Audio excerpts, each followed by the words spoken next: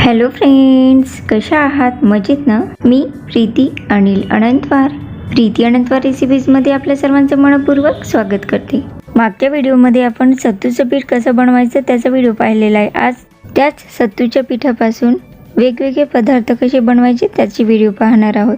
सुरुवातीला सत्तूचं पीठ टाकून पोहे आणि मुरमुरे कसे कालवायचे त्याचा व्हिडिओ पाहणार आहोत. त्यासाठी मी 1 वाटी पातळ पोहे घेतलेले आहे आणि याच वाटीने 1 वाटी मुरमुरे घेणार आहोत. तुम्हाला नुसते पोहे आवडत असेल तर नुसते पोहे सुद्धा घेऊ शकता. मी पोहे आणि मुरमुरे दोन्ही समप्रमाणात घेतलेले आहे.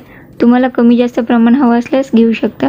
यामध्ये अर्धा चमचा लाल तिखट टाकून घेतलेले आहे, अर्धा चमचा जिरे पावडर, चवीनुसार मीठ टाकून घ्यायचं आहे आणि तिखटचे प्रमाण तुमच्या चवीनुसार कमी जास्त करू शकता.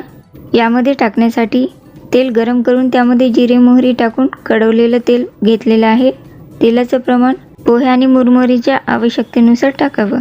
तेल टाकल्यानंतर पोहे आणि मुरमुऱ्याला सर्व तेल लागलं पाहिजे त्यानुसार थोडं थोडं टाकावं आणि लागलेस पुन्हा टाकून घेऊ शकता. मी 3 ते 4 चमचे यामध्ये तेल टाकून घेतलेलं आहे. सर्व मिश्रण चांगलं एकजीव करून घ्यायचं आहे.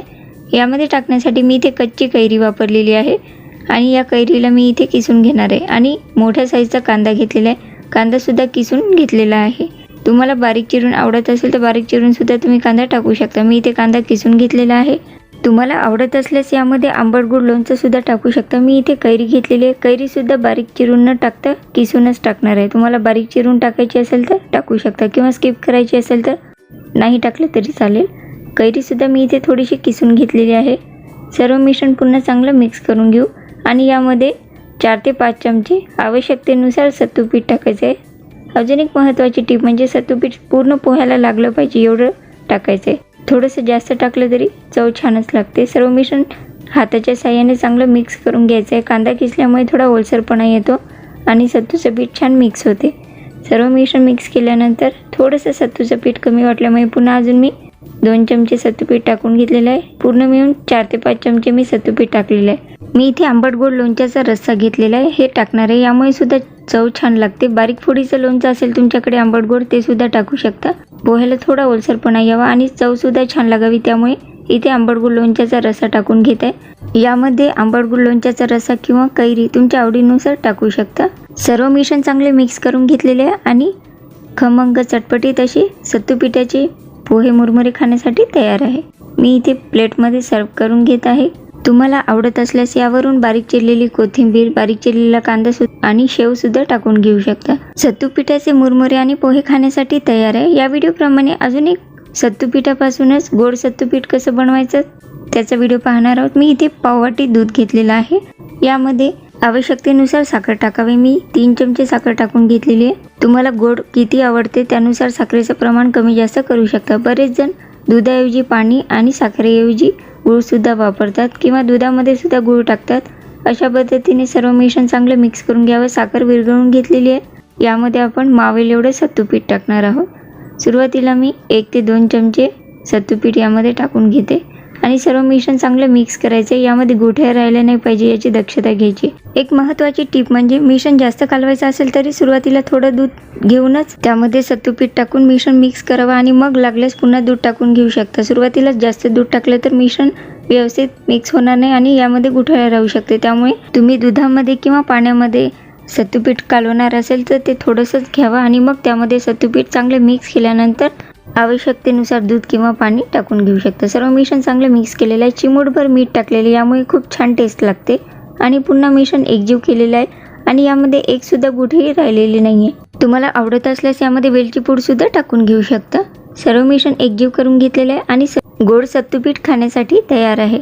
आपण दूध आणि साखर टाकून सत्तू पीठ काढून घेतलं होतं. तुम्हाला जर आवडत असेल तर तुम्ही पाणी आणि गूळ मिक्स करून त्यामध्ये सत्तू पीठ टाकून, आवडत असल्यास वेलची पूड आणि किंचित मीठ टाकून सर्व मिश्रण मिक्स करावा आणि गोड सत्तू पीठ खाण्यासाठी तयार होईल. अशा पद्धतीने आवडत असल्यास त्या पद्धतीने सत्तू पीठ सुद्धा तयार करू शकता. सत्तू पिठापासून बनवलेला तिसरा प्रकार म्हणजे बिहारी स्टाईल सत्तूचे शरबत. त्याची रेसिपी पाहणार आहोत. त्यासाठी लागणारे साहित्य पाहूया. 1 ग्लाससाठी अर्धा चमचा बारीक चिरलेली कोथिंबीर. इथे सत्तू पीठ घेतलेलं आहे. आवश्यकतेनुसार सत्तू पीठ घ्यायचं आहे. सत्तू पीठ कसं बनवायचं त्या व्हिडिओची लिंक डिस्क्रिप्शन बॉक्समध्ये दिलेली आहे. इथे काळं मीठ घेतलेलं आहे. चवीनुसार काळं मीठ वापरणार आहोत. सेंधव मीठ किंवा साधं मीठ वापरायचं आहे. 1 हिरवी मिरची मी बारीक चिरून घेतलेली आहे. यामध्ये मिरचीचं प्रमाण तुमच्या चवीनुसार कमी जास्त करू शकता। एक छोटा कांदा मी इथे किसून घेतलेला आहे, तुम्हाला आवडत असल्यास बारीक चिरून सुद्धा टाकू शकता। यामध्ये टाकण्यासाठी अर्ध्या लिंबाचा रस काढून घेणार आहे। लिंबू जर छोटा असेल तर 1 लिंबाचा रस किंवा चवीनुसार लिंबाचा रस वापरावा। बिहारी स्टाईल सत्तूचे शरबत बनविण्यासाठी मी 1 ग्लासचे शरबत दाखवणार असल्यामुळे डायरेक्ट ग्लासमध्येच बनवणार आहे। मी इथे सत्तूपीठ घेतलेलं आहे, साधारण 2 चमचे सत्तूपीठ या ग्लासमध्ये टाकून घ्यायचं आहे। तुमच्या ग्लासची साईज किती आहे त्यानुसार सत्तूपीठाचं प्रमाण कमी जास्त करू शकता। यामध्ये अगदी थोडंसं पाणी टाकून घ्यायचं, जास्त पाणी टाकलं तर आपण सर्व मिश्रण मिक्स करताना त्यामध्ये गुठळ्या राहू शकतात, त्यामुळे थोडंसं पाणी टाकून सर्व मिश्रण एकजीव करून घ्यायचे। यामध्ये एकही गुठळी राहिली नाही पाहिजे, या पद्धतीने मिश्रण मिक्स करावे। सर्व मिश्रण चांगलं मिक्स केलेलं आहे आणि एकही गुठळी नाहीये। तुम्हाला जर शरबत जास्त प्रमाणात बनवायचं असेल तर एका भांड्यामध्ये बनवू शकता। यामध्ये आता बारीक किसून घेतलेला कांदा टाकून घेतलेला आहे, तुम्ही बारीक चिरलेला कांदा सुद्धा टाकू शकता। 1 हिरवी मिरची बारीक चिरून त्याचे तुकडे करून घेतलेले आहे। बिहारी स्टाईल मध्ये शरबत बनवत असताना यामध्ये मिरचीचा वापर करतात, तुम्हाला जर मिरची नको असेल तर तुम्ही स्किप करू शकता।